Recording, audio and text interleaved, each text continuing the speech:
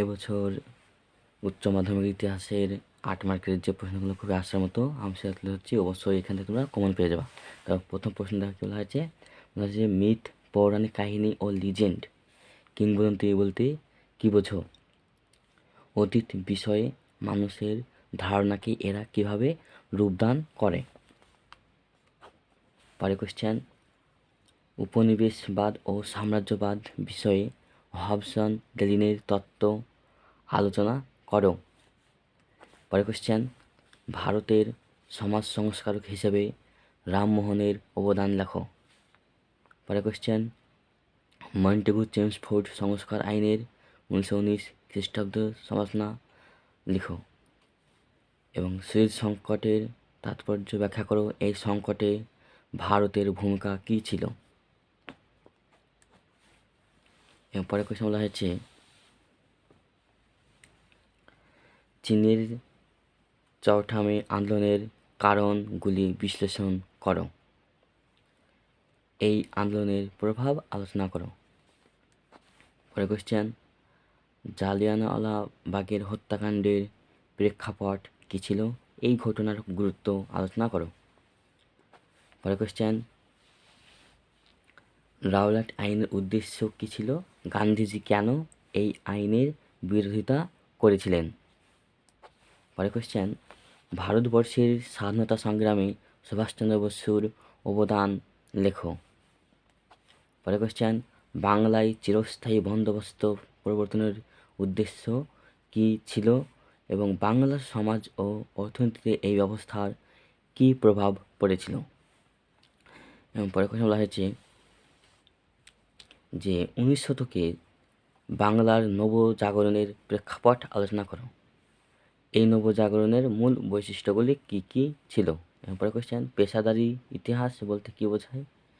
অপেশাদারি ইতিহাসের সঙ্গে পেশাদারি ইতিহাসের পার্থক্য। এই ছিল 12টা 8 মার্কের কোশ্চেন। আশা করা যায় তোমরা এই 12টার মধ্যে থেকেই তোমরা কমন পেয়ে যাবা। পরের কোশ্চেনে এখানে এক কথা উত্তর বলা হয়েছে। এক কথা উত্তর বলা হয়েছে যে প্রথম প্রশ্ন আছে, ক্যাবিনেট মিশন কেন ভারতে আসে? 2 নম্বরে রাওলাট আইনের পিছনে কী উদ্দেশ্য ছিল? দলিত কাদের বলা হয়? নানকিংয়ের সন্ধির 2টি শর্ত লেখো। এবং বাণিজ্য মূলধন কাকে বলে? এবং ভারতের কোন কোন স্থানে পর্তুগিজ বাণিজ্য কুঠি ছিল?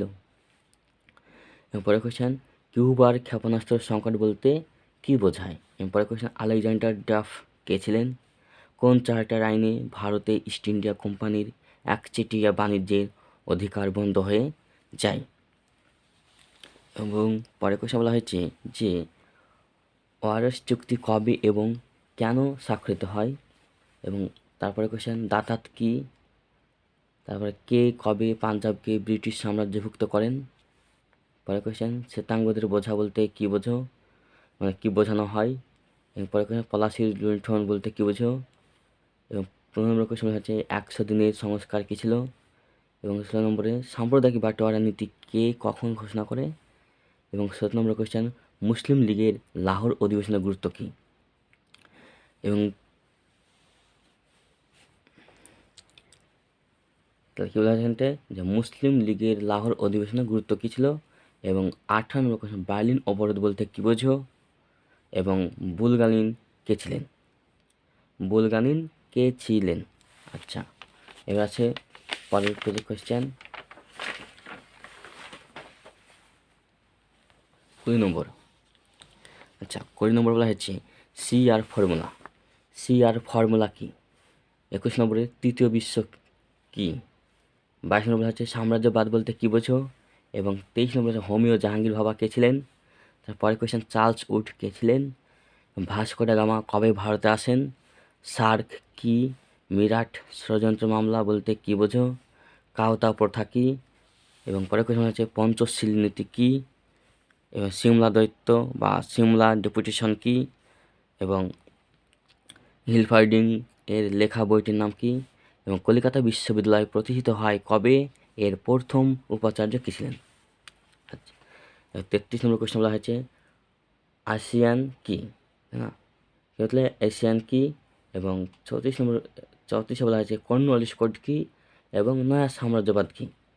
যে 35টা কোয়েশ্চেন দিলাম এখান থেকেই তোমরা আশা করা যায় এক কথা উত্তরগুলো মানে তোমরা কমন পেয়ে যাও, অবশ্যই এগুলা করে যাবা। আমি পরের